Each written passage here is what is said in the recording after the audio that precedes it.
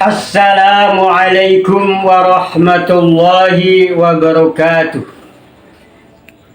Bismillahirrahmanirrahim. Alhamdulillahi rabbil alamin. Assalatu wassalamu ala asrafil anbiya'i wal mursalin wa ala alihi wa sahbihi ajma'in. Amma ba'd. Pertama-tama marilah kita panjatkan puji syukur kehadirat Allah Subhanahu wa ta'ala yang telah melimpahkan nikmat pada kita, terutama nikmat iman dan nikmat Islam dan juga nikmat-nikmat yang lain. Salawat serta salam kami curahkan pula pada junjungan kita Nabi besar Muhammad sallallahu alaihi wasallam beserta keluarganya dan para sahabat. Para mustami'in sekalian, di sini saya Kang Ahmad Nasir bin Kiai Hasan Mustafa bin Kiai Abdul Ghani bin Kiai Ali Wanantara, cuma sekarang berdomisili di Pondok Pesantren Kulon. Nah, saya Kang Ahmad Nasir ingin menyampaikan puasa, tapi puasa itu ada puasa Ramadan, ada puasa di luar Ramadan. Nah, kalau puasa Ramadan sih semua ustadz, semua khotib, semua kiai, semua ulama, ya semuanya menerangkan tentang puasa Ramadan. Nah, tapi saya di sini akan menyampaikannya, yaitu puasa di luar Ramadan. Ada berapakah puasa yang di luar Ramadan? Ya sangat banyak sekali, lebih dari 10. Di antaranya ada puasa itu ada yang sunnah, ada yang makruh, ada juga yang wajib, ada ya juga yang haram. Ini yang di luar Ramadan tuh ada puasa bermacam-macam puasa. Puasa di luar Ramadan itu jadi di antaranya ada puasa qadha. Nanti akan saya terangkan satu persatu mengenai tentang puasa di luar Ramadan. Ada qadha, ada puasa sunnah, ada puasa nadar, ada puasa kematian, ada puasa, ya banyak bermacam-macam puasa. Sebisanya seingat saya, tapi mohon maaf kalau yang terlewat, ya mohon maaf. Barangkali yang terlewat tidak terucap atau tidak diterangkan, ya. Sebelumnya mohon maaf keterbatasan saya. Nah, pertama yang akan saya terangkan tadi adalah puasa di luar Ramadan. Ada puasa qadha. Qadha itu orang yang tadinya di bulan Ramadannya itu tidak berpuasa karena halangan, umpamanya orang perempuan, yaitu haid, itu diantaranya. Ada orang laki-laki juga yang sakit, pingsan, ya pokoknya halangan-halangan di dalam Ramadan, lalu qadha di luar Ramadan qadha. Nah, ini hukumnya sama dengan puasa Ramadan wajib. Puasa qadha itu artinya wajib itu tidak boleh mudah dibatalkan seperti puasa sunnah Senin Kamis, tidak bisa. Artinya ya dikuatkan sampai kayak orang puasa Ramadan. Pahalanya pun ya sama dan kayak pahala Ramadan, karena menggantikan yang tidak puasa di bulan Ramadan, namanya qadha. Nah, ini diantaranya qadha itu ya biasa, puasanya biasa, pahalanya sama dengan Ramadan.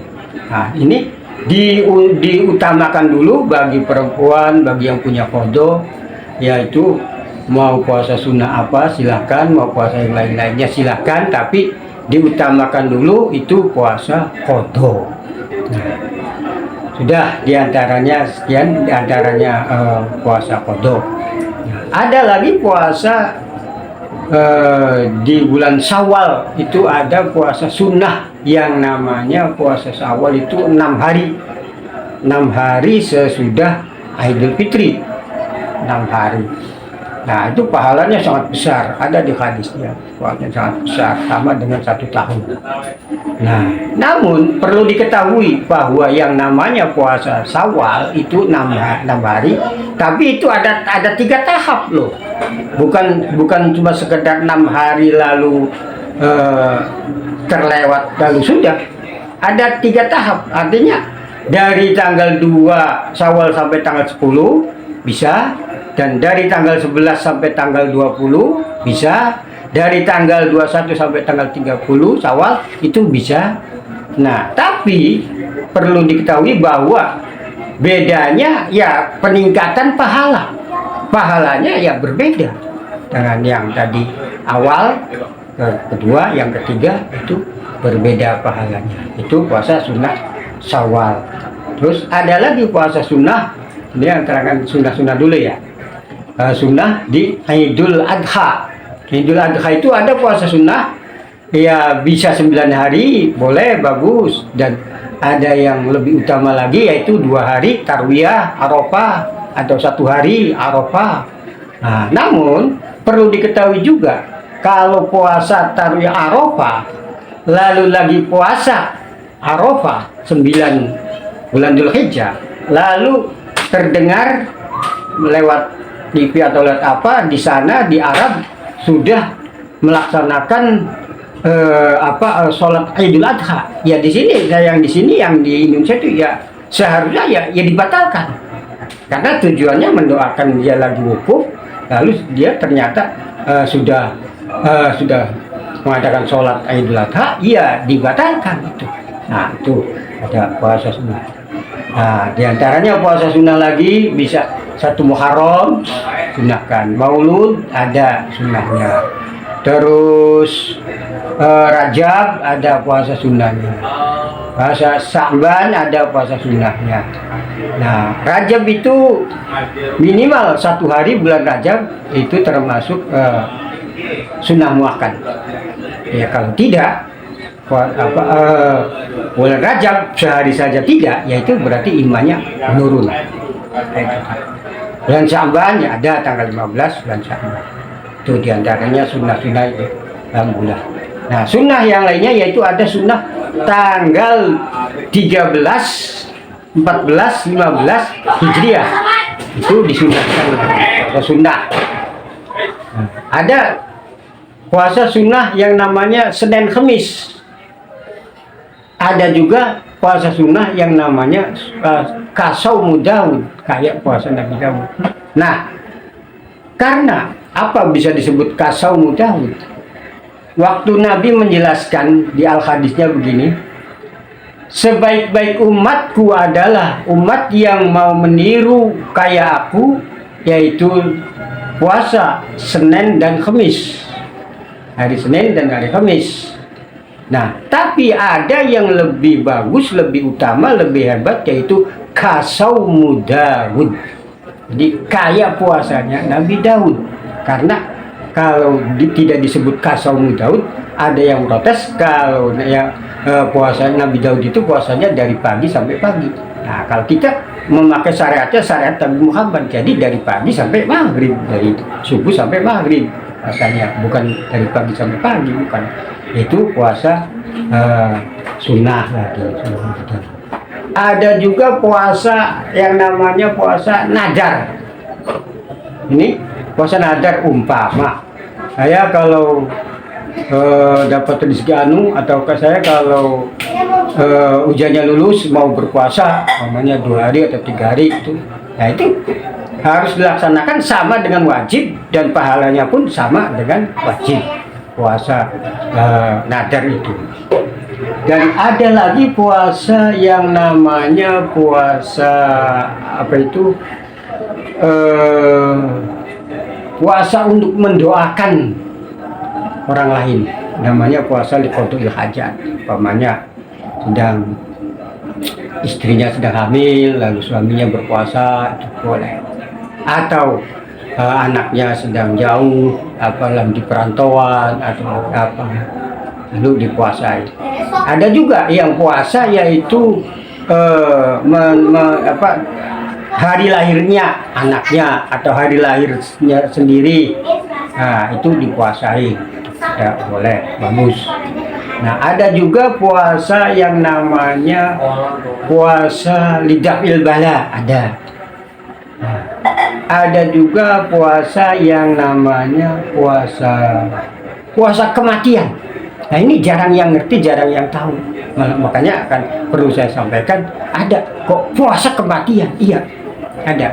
Jadi apabila ada keluarga yang dalam satu rumah itu ada yang meninggal di antara salah satunya, nah ini yang lainnya yang ada di dalam rumah itu diharuskan berpuasa. Ya bagi ya kalau anak-anak ya tidak, kalau yang belum wajib, yang belum bisa puasa, ini yang sudah bisa berpuasa diharuskan berpuasa kalau ada yang meninggal. Nah ini yang diutamakan yang ada di rumah itu. Taruh umpama ada orang ikut ngontrak di rumah itu, nah berdomisili di situ satu rumah, lalu ada yang meninggal di antara salah satunya, itu diharuskan sebaiknya harus berpuasa. Nah bagaimanakah cara berpuasanya? Lalu ada perbedaannya. Cara berpuasanya yaitu tidak sama dengan puasa Ramadan. Ramadan kan dari subuh sampai maghrib. Nah, ini bukan. Jadi kalau ada orang meninggalnya dan itu jam 10 pas meninggal, ya dari jam itu, dari jam 10. Bukannya ya tetap maghrib kalau buka. Nah, kecuali kalau meninggalnya malam, ya dari subuh ke maghrib. Nah, itu manfaatnya untuk menanggulangi, ya termasuk lidafil bala juga. Nah, itu para kiai ya jarang sih yang menerangkan sampai ke situ. Tapi sebaiknya begitu. Jadi terus ada lagi puasa yang namanya puasa, ada dulu puasa malam. Kok puasa malam? Iya, orang-orang dulu. Nah apa? Kalau orang dulu yang amalkan puasa malam itu orang yang punya sawah banyak. Lalu supaya jangan sampai kena serangan tikus, itu diantaranya ikhtiarnya puasa malam. Nah, ada perbedaannya sedikit. Kalau puasa malam itu bukan harus malam maghrib sampai subuh aja. Ya kalau umpamanya 6:30 masih belum ada kesempatan makan, ya tidak apa-apa. Malam umpamanya pengen minum hanya seteguk, ya boleh, itu tidak batal. Jadi ada beda puasa. Nah tapi kalau untuk sekarang itu katanya orang-orang banyak yang ya sudah ada yang mengamalkan juga, yaitu puasa malam itu bisa menanggulangi diabetes, bisa menanggulangi atau anti tidak sampai kena penyakit diabetes yang disebut orang tua dulu kencing manis, itu tidak sampai kena. Nah, bisa puasa malam. Nah ada lagi puasa apa ya, diantaranya ada puasa untuk menguasai orang, umpamanya istilahnya tuh kalau zaman dulu sih istilahnya kemat, itu puasa dan sering para ustadz, para kiai menerangkan, bukan menerangkan, melarang puasa wisol, puasa yang istilah disebut orang tua dulu itu mati geni, yang puasanya seminggu ngasrep, terus terakhirnya ujungnya mati geni, itu ada puasa itu. Nah itu sih karena ada sebagian ulama yang mengatakan, jadi apabila barangkali mustamin ada yang pengen lebih jelas tentang masalah puasa itu, silakan datang ke saya aja secara pribadi, nanti akan saya terangkan secara gamblang. Karena di sini sih saya tidak berani menjelaskan karena ada sebagian ulama yang mengharamkan. Tapi kalau yang penasaran, pengen tahu, pengen ngerti tentang puasa itu yang disebut mati geni, silakan datang ke rumah saya siap menjelaskan, siap menerangkan. Itu diantaranya. Jadi diantaranya puasa di luar Ramadan itu sangat banyak. Ada lagi puasa yang namanya puasa untuk ijazah. Ijazah itu jadi umpamanya orang sama kiai, lalu saya pengen ini, Pak Kiai pengen ijazah manakib, kitab manakib, itu harus ijazah. Ada puasanya 5 hari Begitu juga ada yang pengen ijazah kitab Dalail Khairat. Ya, saya di sini siap sedia untuk mengijazah kitab Dalail Khairat. Ya, ada puasanya. Nah, puasanya ya ada perbedaan puasanya. Nah, kalau puasa ijazah begitu, umpamanya contohnya itu puasa manaqib atau puasa Dalail Khairat, ada sedikit perbedaannya dengan puasa Ramadan. Jadi, kalau waktunya sama, sahur juga boleh. Waktunya sama dari subuh sampai maghrib, tapi ada sedikit perbedaan. Sedikit perbedaannya di selama waktu berpuasa itu, kalau Ramadan kan malamnya makan apa saja boleh, tidak ada larangan. Nah itu sih ada larangan. Nah, begitu juga Ramadan malam boleh campur dengan istri.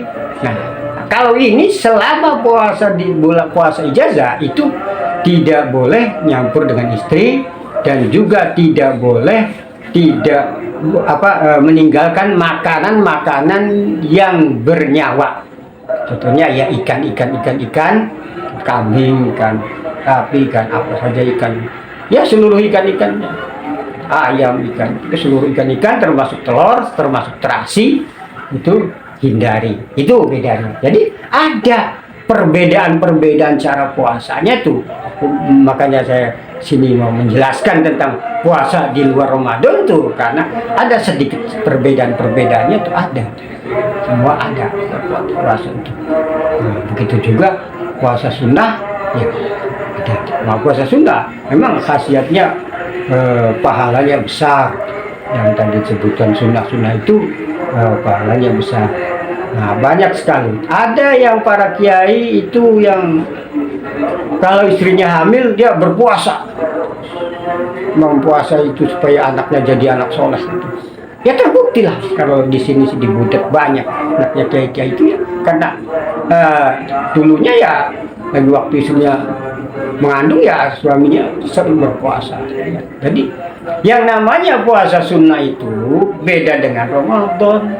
Kalau Ramadan kita mutlak lillah karena Allah Ta'ala. Itu jaminannya Allah yang akan ngasih pahala, jaminan surga. Surganya adalah surga, pintunya pintu royan. Nah, kalau yang namanya puasa sunnah, namanya puasa Senin Kemis atau puasa ya sunnah-sunnah yang lainnya, itu niatnya boleh bercabang-cabang asalkan niat itu yang suatu kebaikan, bukan yang dilarang oleh syar'i. Contoh umpama orang puasa lalu Senin Kemis terus ingin bisa haji, nah itu kan baik, itu boleh. Atau ingin punya anak soleh, itu boleh. Atau ingin ditambah rezekinya, itu boleh. Kalau puasa sunnah sih, jadi walaupun niatnya ya sunnah dan lillahi ta'ala, tapi hatinya boleh bercabang-cabang niat, asal niatnya itu yang bagus-bagus, itu boleh. Para ulama ya membolehkan begitu. Makanya para kiai pun sering berpuasa, mempuasai anaknya, mempuasai apa. Jadi itulah diantaranya puasa-puasa di luar Ramadan. Barangkali masih ada yang terlewat, tidak terucap, ya saya mohon maaf. Tapi apabila para mustamin ini mendengarkan nyetel selama saya ini, lalu terketuk ingin dan ingin mengamalkannya dan besok-besok mengamalkannya, yaitu berarti imannya sedang naik. Tapi sebaliknya kalau mendengarkan ceramah saya ini lalu cuek-cuek saja, tidak ada rasa ingin, tidak ada rasa ingin mengamalkannya, itu berarti imannya sedang menurun. Na'udzubillah min dzalik. Demikian saja. Wal afu minkum. Wassalamu alaikum warahmatullahi wabarakatuh.